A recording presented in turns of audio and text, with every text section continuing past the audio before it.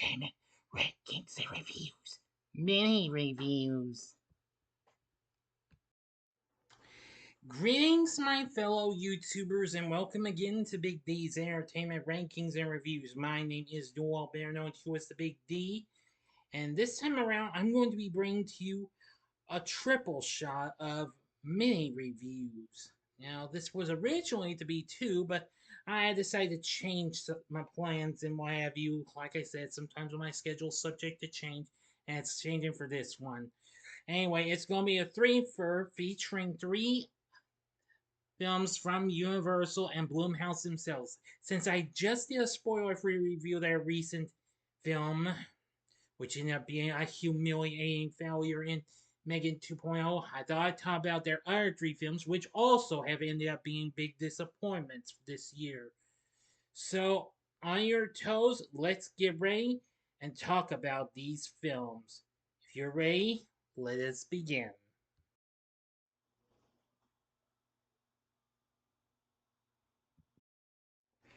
First off, Wolfman, which was released earlier this year on January 17th. Directed and co-written by Lee Wanell, this is a reboot of the Wolfman franchise, starring Christopher Abbott along with Julia Garner, who, if I'm not mistaken, yes, who will be seen as Silver Surfer in Fantastic Four First Steps later on, and Sam Jaeger.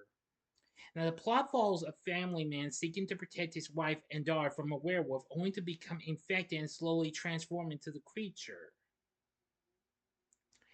Now, my thoughts on this film was, I'm going to say, was okay on one of it, not that great. Now, this was originally to be announced as part of the Dark Universe, but ever since the 2017 Mummy ended up being a big disappointment, they decided to just scrap it, but soon decided to try again after what else take of the Invisible Man did a good job.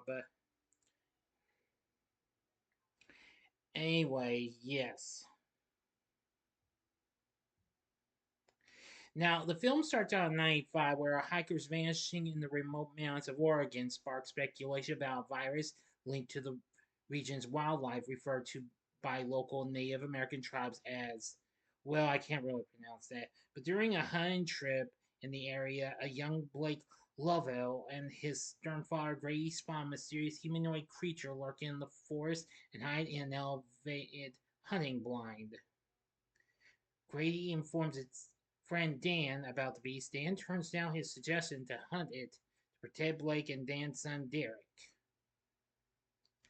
When asked what the creature is, Grady tells Blake it is simply a bear before they leave. But 30 years later, Blake lives in San Francisco with his daughter, Ginger, and wife Charlotte, where he works from home as a writer.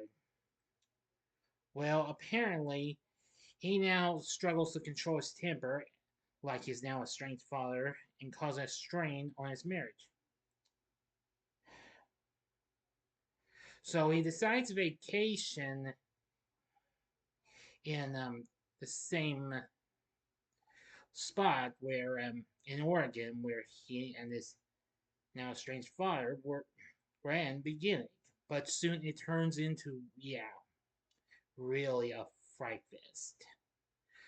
Now, Rotten Tomatoes has a score of 49%, saying Director Wendell's attempt at bringing a fresh psychological dimension to this comes at the expense of proper scares, although fans of body horror will still find some tasty morsels to chew on. Yeah, I'll say it's fine, Wivey, but it just doesn't make a difference. It has a score of 50 on Metacritic, but Audience's Poll by Cinema score gave it a mere C minus, and Audience's surveyed by Posttrack gave it 54%, with 34% saying they would recommend it. Now, I'm not going to give no reviews because I really want to make main reviews pretty quick. I will say it was pretty scary in some parts, but it just wasn't that great though, and what have you. I much liked Wynell's take on the Invisible Man a whole lot more. So anyway, the film did okay in what have you, but not great though. as it only made 34 million on its $14 million budget. While I wouldn't say it factually underperformed them, well, bombed or anything, it just kind of underperformed a little. It could have done a little better, but the way the wolves look was it wasn't pleasant. But meanwhile, what I really liked was the score from Benjamin Wallfish, which was perfectly fine. For the cast, we have Christopher Abbott as the grown-up version of Blake, and Zach Chandler played the young version of him. Julia Garner played Charlotte, and Matilda Firth played Ginger. Sam Jaeger played Grady. So I'm gonna say they weren't too bad. Lee Whannell does the voice of Dan, Derek's father, in the film. Yeah, so anyway, yeah, I am gonna say this Wolfman, it was alright, but just not great though. I'd much rather watch the original, or better yet, I still need to try and check out the 2010 version, which I have yet to review that, but when I watch it, I will check out. So, Wolfman 2025, it's an okay film, but it's just not that great though. It did have a few good scares though, here and there, and its tension was pretty good. The score was good, and so was the cast. For my score, I give Wolfman 2.5 stars. On a scale of 1 to 10, I'm giving this a 5. Next me review, please.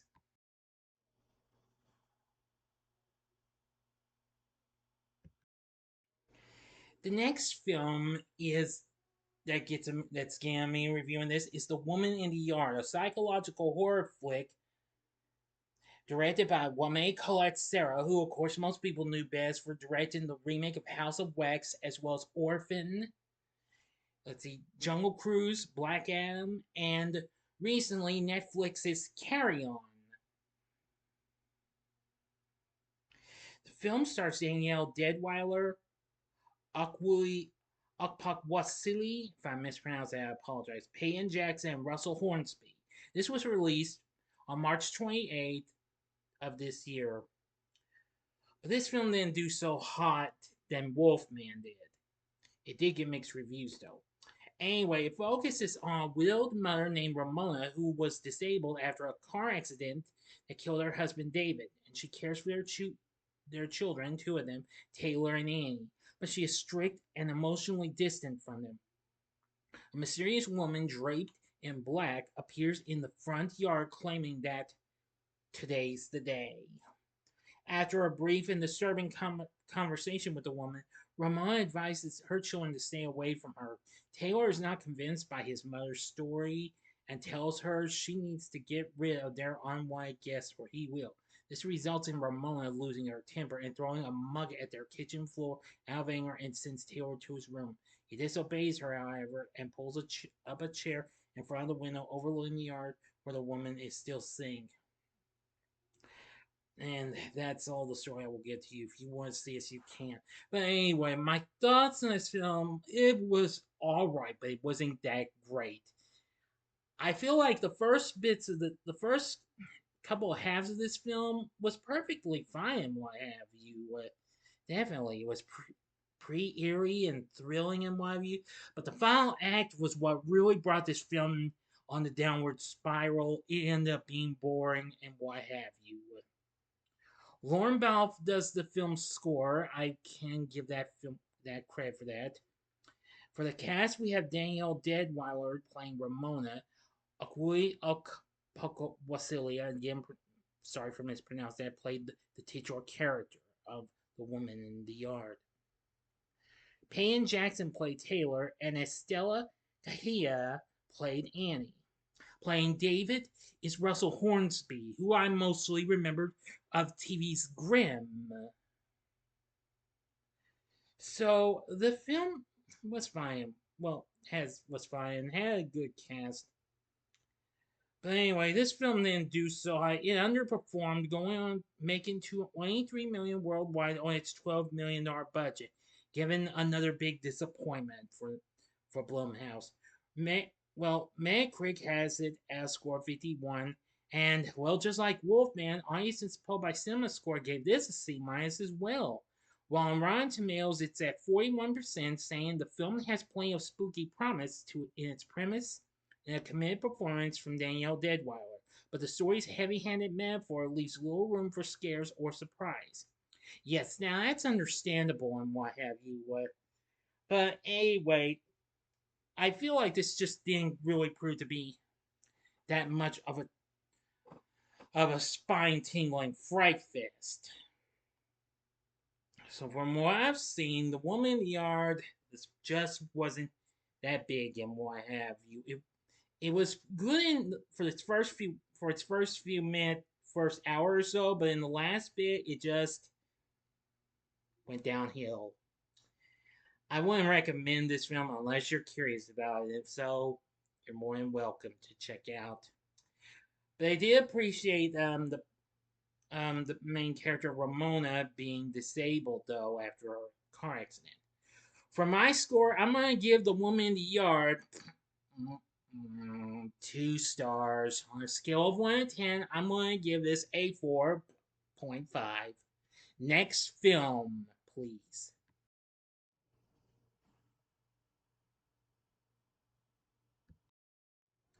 And finally, in this main reviews vid, I'm going to now give a main review of Drop, which was a thriller flick, which was released on April 11th, just 2 weeks after The Woman in the Yard was released. And while this film did get good response in my review, but it also didn't do so hot. Anyway, the film was directed by Christopher Landon, who also directed the Happy Death Day films as well as Freaky. The film stars Megan Faye, Brandon Sklenar, Violet Bean, and Jeffrey Self. It focuses on a widowed mother who receives threatening messages during her first dating years, which cause her to question her date and fear her safety. The woman is Chicago therapist Violet Yates, who has begun to start dating again following the death of her abusive husband, Blake, leaving her young son Toby at home in the care of her younger sister, Jen. She arrives at the high-rise restaurant Palat. Palat. I'm sorry. Ready for a date with photographer Henry Campbell, whom she has been talking to via a dating app. Well, as she waits for Henry to arrive, she meets bartender Kara, pianist Phil, and fellow diners Connor and Richard, the latter of which is on a blind date. Violet soon begins to receive digidrops from an unknown user sending memes to Violet that gradually become more threatening. As Henry arrives, the two are seated and served by a new waiter Matt. Violet receives more drops, and Henry attempts to help her find out who it is, theorizing it is someone seated in their section of the restaurant. And despite Violet's attempt to ignore these, they continue to escalate, eventually culminating in the user asking Violet to check her security system. Believe me, this turns to be real suspenseful. Now, unlike Wolfman and well, the Woman in the Yard, while this film still didn't do so hot at the box office, I am going to say I actually did like this more than those two. As this film only made 28 million worldwide on its $11 million budget. But however, despite not doing so hot, the reviews were much better than the previous two Blumhouse films. Rotten Tomatoes has this at 84%, saying a Hitchcockian thriller that cleverly utilizes modern technology for its twists and turns. The film delivers on its pulpy premise while providing a welcome showcase for Megan Faye's leading lady chops. Metacritic has a score of 65, and audiences polled by Cinema Score gave it a B. Empire was impressed with this, calling Faye, as she may be familiar to most from her ability to destroy you with a single look in the Sicily set season of The White Lotus, the HBO series. And while the film isn't nearly as subtle, her groundedness is the antidote to the film's silliness. Well, that's understandable. I agree and what have you. This is pretty decent and what have you. Yeah, I will say it kind of makes me feel like I'm seeing a Hitchcock film in a way. but with modern technology and what have you. Bear McCreary, who's done scores for numerous films, even some horror films, does an exceptionally good job with the score. I actually do think the story's pretty good and what have you, but it just kind of kept baffling me a little bit. That was my big issue with the film, but I could understand what they were going for. Violet is played by Megan Fahey, and I'm going to say she does an amazing job. Playing Henry is Brandon Sklenar, who most people had seen him in, well, various films, including Vice, Midway, and more recently, It Ends With Us. And of course, more recently, he played Spencer Dunn on 1923. So, so he does a pretty good job. Violet Bean played Jen. She was good. Young Jacob Robinson plays Toby, Violet's son. Very good. For some of the people we see in the restaurant, we have Jacob. No, I'm going back to the young boy. Reed Diamond as Richard, the diner. Gabriel Ryan as Kara, the bartender. Jeffrey Self as Matt, the waiter. Ed Weeks as Phil, the in-house pianist. And Travis Nelson as Connor, a diner. Well, I'm going to say all those people we see in the restaurant are really good and what have you. So you got to give them credit for that.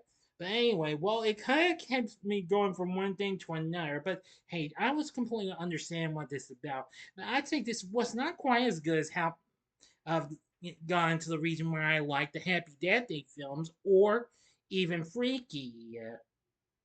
I will say Christopher Landon does a fine job with directing this. So Drop it might be worth looking into, definitely. For my score, I give Drop 4 stars. On a scale of 1 to 10, I give this an 8. Now, all three of these films, Wolfman, The Woman in the Yard, and Drop, are all currently on physical media, and they are also now available to stream exclusively on Peacock. So if you want to check those out, check them out. I mean, even if you want to check out the ones I gave weak reviews to, you're more than welcome to check them out. So, what did you think? What did you think of these 3 films? You can give me what your thoughts on either one of these. Leave them for me in the comments section below. Excuse me. Sorry about that. Leave me a comment in the comment section below. If you like this video, click the like button, subscribe, and be a part of the Big D Nation. Continue to help support my channel. Make it grow, make the views grow. Tell all your friends about my channel. Get them to know me. Maybe they'd like to be a part of my Big D Nation. Share my vids with your friends if you like. Join me later tonight when I give you a spoiler-free review of Dora and the Search for Soldorado. So, if you like this, check out my reviews for some of these other films. In the upper left-hand corner, check out my review of a film that Wame Sarah actually did that I really like, Orphan, from 2009. The upper right-hand corner is my spoiler-free review of Christopher Landon's recent film from 2020, Freaky, which I absolutely did like. Or go to the bottom left-hand corner and see my spoiler-free review of Blumhouse's recent film, which also didn't do so hot, Megan 2.0. And the bottom right-hand corner is the button you can click to subscribe. If you like rankings and reviews on movies, TV, music, video games, etc., then I'm your guy. We'll have another mini reviews vid coming up soon. So until then, this is the Big D saying, see ya.